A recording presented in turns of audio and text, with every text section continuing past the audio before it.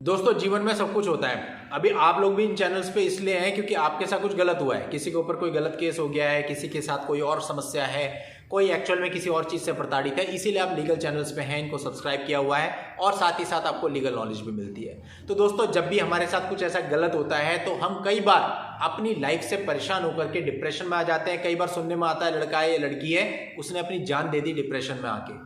भाई क्यों आप ऐसा कर रहे हैं, क्यों आप अपनी जान दे रहे हैं, क्यों इस तरह के घातक कदम उठा रहे हैं? आप अपने परिवार के बारे में नहीं सोचते?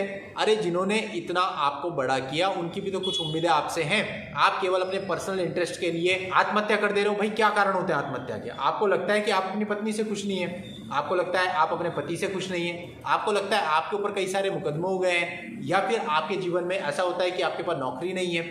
यानी जो भी दुविधा आपके साथ है उस दुविधा को लेकर के आप आत्महत्या करने की सोचते हो। वाह यार क्यों?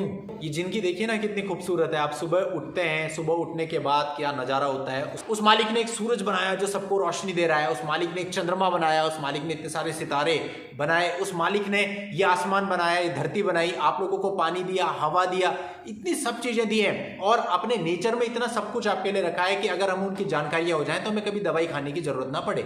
वो तो बात अलग है कि हमें उनकी जानकारियां नहीं है। तो मालिक ने तो किसी भी चीज की कमी नहीं छोड़ी, उसने सब कुछ आपको दिया हुआ है। इतना सब कुछ देने के बाद भी आप अगर ऐसा कदम उठा रहे हो तो कितनी बुरी बात है।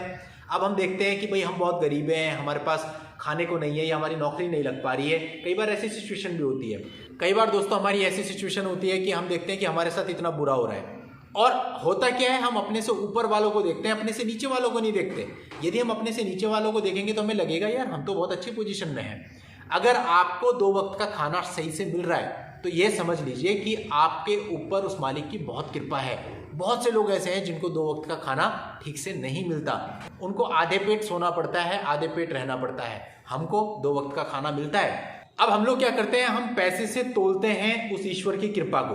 कहने का मतलब मैं आपको बताता हूं, जैसे कि मान लेते हैं हमें कहीं से 50,000 रुपए मिले, अब हम कहते हैं अरे यार उस मालिक की बड़ी कृपा है। या कई बार होता है कि हमारी कोई बहुत अच्छी डील हो गई, लाखों रुपए मिल गए, हम कहते हैं अरे वाह मालिक की कृपा है। लेकिन जब आपके साथ कुछ गलत होता है उस समय कोई नहीं कहता मालिक की कृपा है, उस समय सब कोसने लगते हैं कि भगवान तूने मेरे साथ ऐसा क्या कर दिया, ऐसा क्यों कर दिया। देखिए जी, उस मालिक की कृपा हम पे हमेशा है, चाहे हमें कोई मॉनेटरी बेनिफिट या किसी और प्रकार का बेनिफिट हो रहा है या नहीं हो रहा। आप देखिए ना, आपने जन्म लिया, आपके दोनों पैर सही सलामत थे, आपके दोनों हाथ सही सलामत थे, आपकी दोनों आंखें, दोनों कान, जुबान सब सही सलामत थी। कितने सारे लोग ऐसे होते हैं जो जन्म लेते हैं और उनका एक पैर खराब होता है। कितने सारे लोग ऐसे होते हैं जो जन्म लेते हैं और उनका हार्ट में कोई प्रॉब्लम होती है जो जीवन भर रहती है। कितने सारे लोग ऐसे होते हैं जो आंखों से अंधे पैदा होते हैं। आप सोचिए, आपके शरीर में से किसी एक अंग में भी जन्म लेने के बाद दिक्कत होती तो आपका जीवन कैसा होता।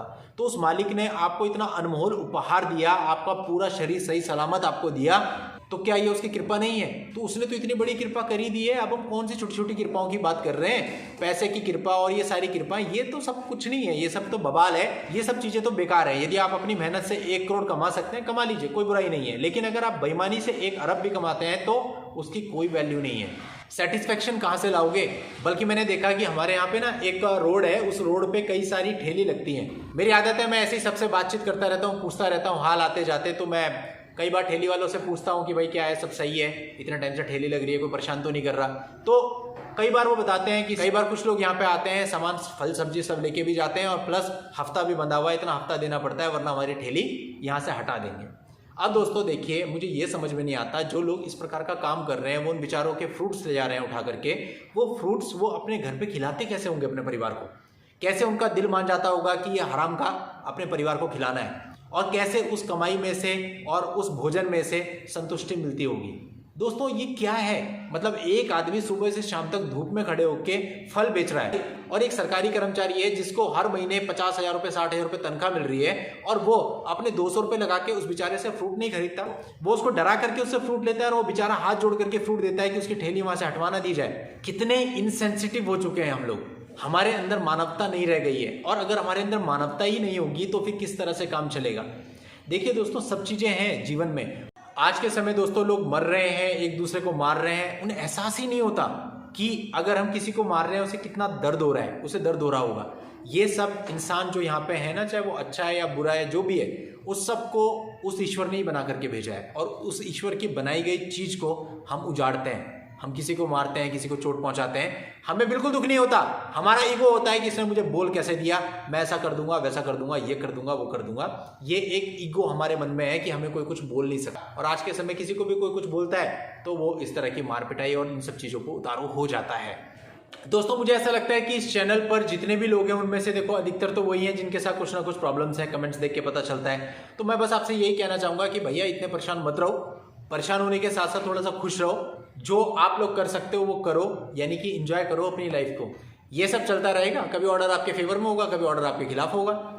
ये सब एक पार्ट है कानूनी प्रक्रिया का, इसमें आप कुछ नहीं कर सकते, केवल आप अच्छे तरीके से लड़ सकते हो, अच्छी जानकारी के साथ लड़ सकते हो, वो तो आप कर ही रहे हो ना। तो इसके अलावा आपको सोचने की क्या जरूरत है कि क्या होगा, कैसे होगा। जो होगा ठीक होगा, जो होगा वो ईश्वर करेगा, और जो वो ईश्वर करता है वो कभी गलत नहीं होता, वो सब सही होता है। बस वो ये कहता है कि आप अपनी तरफ से मेहनत करते रहो, मेहनत कर रहे हो, बाकी उसके ऊपर छोड़ दो। बाकी अगर आप खुद सोचते रहोगे कि ऐसा ऐसा ऐसा, तो आपके सोचने से तो कुछ होने वाला नहीं है, क्योंकि आप लोग खुद ही कहते हो कि होता तो वही है जो ईश्वर चाहता है। एक पत्ता भी उसकी मर्जी से हिलता है, तो भाई जब एक पत्ता उसकी मर्जी से हिलता है तो क्या आपका मुकदमा उसकी मर्जी के बिना डिसाइड हो जाएगा? लॉ अपनी जगह है, लेकिन एक यूनिवर्सल लॉ भी होता है उस ऊपर वाले का। जो उस ऊपर वाले का लॉ है ना, उसके अंतर्गत ये सब चलता है।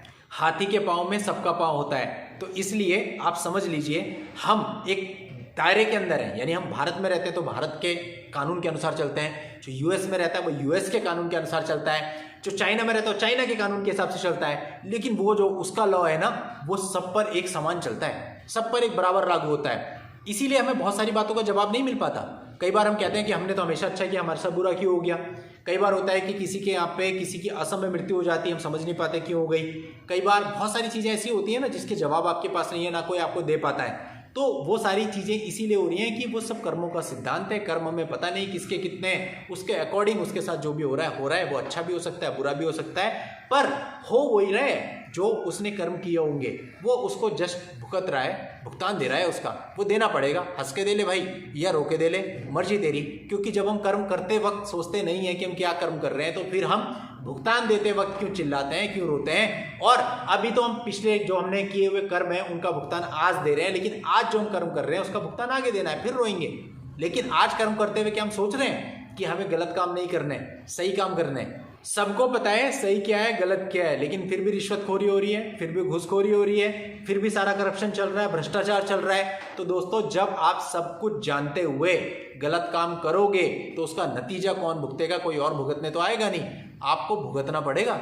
हर चीज ध्यान रखना, चाहे आप किसी भी ओहदे पे हो, आप बच नहीं सकते। उसका जो लॉ है उसका पालन सबको करना पड़ता है, पूरे आलम को। पूरे आलम का मतलब है चाहे आप किसी भी देश में निवास करते हो, चाहे आप किसी भी धर्म से बिलोंग करते हो, चाहे आप किसी भी जाति से बिलोंग करते हो, चाहे आप कोई भी हो, लेकिन उसकी डंडा जब चलेगा तो वो सब पे एक समान चलेगा। कोविड आया, मरने वालों में पता चला आपको कौन से धर्म के लोग थे, कौन सी जाति के लोग थे, कौन से देश के लोग थे। हर देश में लोग मरे, हर जाति के लोग मरे, हर धर्म के लोग मरे। ये ऊपर वाले का डंडा ही था। जब व्यवस्था ज्यादा बिगड़ जाती है तो फिर अपना डंडा घुमाता है। इसलिए दोस्तों ध्यान रखो, बाकी सारी चीजों के साथ साथ अपने को अपना स्पिरिचुअल एंगल भी ध्यान में रखना है। आप जिस भी धर्म से बिलोंग करते हैं, हर धर्म के अंदर एक स्पिरिचुअलिटी छुपी हुई है। वहां तक पहुंचिए, जाइए उसके भेद में, देखिए कि आपके जो गुरु रहे हैं, आप लोगों के जो नबी रहे हैं, उन लोगों ने क्या कहा है, और जो जिन सिद्धांतों पे वो चले उन सिद्धांतों पे चलने की कोशिश कीजिए। जो मूल चीज है आप लोगों की उसको पहचानिए, और मूल आपको सब जगह एक ही मिलेगा, सबका मालिक एक सीधी सी बात, एक लाइन में। अब लड़ लो आप जितना लड़ना है, आप कुछ भी कहते रहो, कितना ही झगड़ते रहो, 10 नाम से पुकारो, 20 नाम से पुकारो या 50 नाम से पुकारो, रहेगा वो एक ही। अब वो वहां पे बैठ के देख के हम सबको हंसता है कि यार ये कैसे बेवकूफ़ है यार, मैं तो अकेला बैठा हूँ, एक ही बैठा हूँ, और ये किस चीज़ पे लड़ रहे हैं। लड़ाइयाँ बनाई हम लोगों ने, क्यों? क्योंकि हम लोगों ने एक दूसरे को बांट लिया, सब लोगों ने बांट लिया। आप सोचिए, यदि धर्म ही ना होते, यदि जातियाँ ही ना होती, यदि मजहब ही ना होते, तो हम लोग कितना खुश रहते, क्योंकि हमारे बीच में लड़ने के लिए कुछ होता ही नहीं। बस दोस्तों यही कहूँगा कि खुद से गलत नहीं करना है, खुद से आपको सही रहना है, और सबसे मेन बात है खुद से आपको खुश रहना है। कुछ भी गलत मत करो भाई, गलत से कुछ नहीं मिलता। अगर आप सही कर रहे हो, आपके पास कुछ भी नहीं है, और आप जल्दी भी चले जाते हो इस दुनिया से, तब भी लोग आपको याद रखते हैं कि एक आदमी था जो कि देवता के समान था, जिसने सब कुछ किया, दूसरों के लिए किया, अपनी ज़िंदगी भी जी, अपने बच्चों को भी सेटल किया, खुद भी कमाया और दूसरों की सेवा भी करी। यही चीज़ सबसे मेन है। अगर कमाते तो सभी हैं, कोई गलत तरीके से, कोई सही तरीके से, लेकिन दोस्तों जो सही इंसान होता है वो लोगों के दिल में निवास करता है, यहाँ होते हुए भी और जाने के बाद भी। तो आप बस इतना समझिए कि आपको वही इंसान बनना है कि आप लोगों के दिल में राज करो, क्योंकि जब आप लोगों के दिल में राज करते हो ना तो उनके दिल से ही आपके लिए दुआएं निकलती हैं। दोस्तों ये कोई लीगल टॉपिक तो था नहीं, बस ऐसे ही यहाँ पे बैठ के मैंने आपसे बातें कर ली कुछ देर, और ऐसी बातें मैं बीच बीच में करता रहता हूँ क्योंकि आप सब लोग, इतने सारे लोग जुड़े हुए हैं, फैमिली के समान हैं। तो हम ठीक है लीगल पॉइंट्स पे लड़ भी सकते हैं, भिड़ भी सकते हैं, अपने अपने व्यूज भी रख सकते हैं, लेकिन एक्चुअल में जो भी लोग इस चैनल से जुड़े हुए हैं, हम एक कम्युनिटी हैं, हम एक परिवार हैं, और एक परिवार में आपसी बातचीत, कम्युनिकेशन होना बहुत जरूरी है। आप लोगों के बीच जो भी सुझाव इस बारे में हैं आप कमेंट्स में जरूर बताएं, ताकि आपके विचारों से भी हम अवगत हो सकें। हो सकता है हमें भी बहुत सारी चीजें नई सीखने को मिले आप लोगों से। तो दोस्तों अगले वीडियो में आपसे फिर मिलता हूं, तब तक के लिए good bye and thank you for watching, take care.